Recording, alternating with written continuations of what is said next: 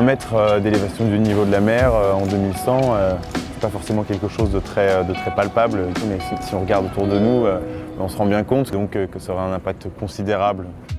Les rapports scientifiques, notamment le rapport du GIEC, qui sont très clairs, qui nous indiquent que le niveau de la mer va continuer à augmenter pendant plusieurs siècles. Concrètement, qu'est-ce que ça veut dire? Ça veut dire que c'est de l'érosion, des plages, des falaises qui vont reculer.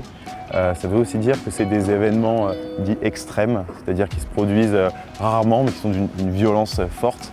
En hiver, quand les coefficients de marée sont au plus fort, quand les vents sont violents, mais c'est une vague qui va venir, qui va déferler sur une ville et qui peut, en une nuit, engloutir plusieurs dizaines de mètres de plage. C'est quelque chose qui est extrêmement concret. On imagine bien tous les enjeux pour une ville côtière, ici comme Marseille, qui vont se poser. Il y a une réponse imminente qui doit urgemment être apportée, c'est de s'adapter. On le voit quand on prend quelques mètres d'altitude au-dessus du niveau de la mer, la ville, c'est énormément d'activités différentes, des populations, certaines qui vivent sur la mer, certaines qui sont très exposées, directement concernées, d'autres plus à l'abri. Il y a énormément d'acteurs qui ont une perception de la ville qui diffère. Mais aujourd'hui, ils sont tous confrontés à un même problème. Et donc l'élévation du niveau de la mer, elle aura un sens réel pour tout le monde. Dans certaines zones, par exemple, les pêcheurs sont d'ores et déjà concernés par ces questions. L'accès à la mer, l'accès au port pour sortir les bateaux n'est plus le même.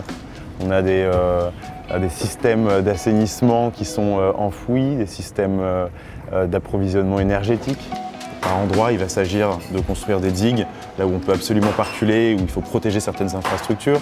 Dans d'autres lieux, on commence à envisager le retrait de population, on commence à quitter, à reculer, à quitter certaines zones. C'est aussi des enjeux financiers qui sont extrêmement importants.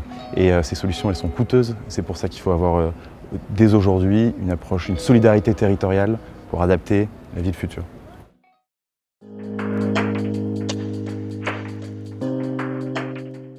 C'est tout l'enjeu du projet Cities.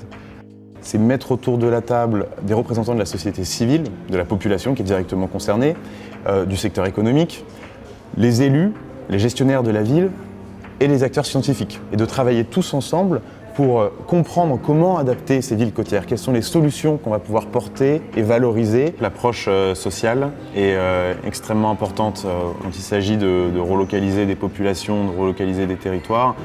Il y a des enjeux économiques, il y a des enjeux environnementaux, une biodiversité qui est présente, qu'il faut conserver et qui est essentielle, en composant dans un contexte d'incertitude extrêmement forte. On est convaincu à travers ce projet qu'il faut se baser sur une expertise scientifique solide. Il y a énormément de disciplines scientifiques qui travaillent sur cette question de l'adaptation côtière. On a une approche géographique, anthropologique, sociologique, puis après il y a tous les écologues qui aussi travaillent sur ces questions, les géophysiciens. Et il y a une immense richesse à tirer de tout ça pour développer des solutions qui seront adaptées.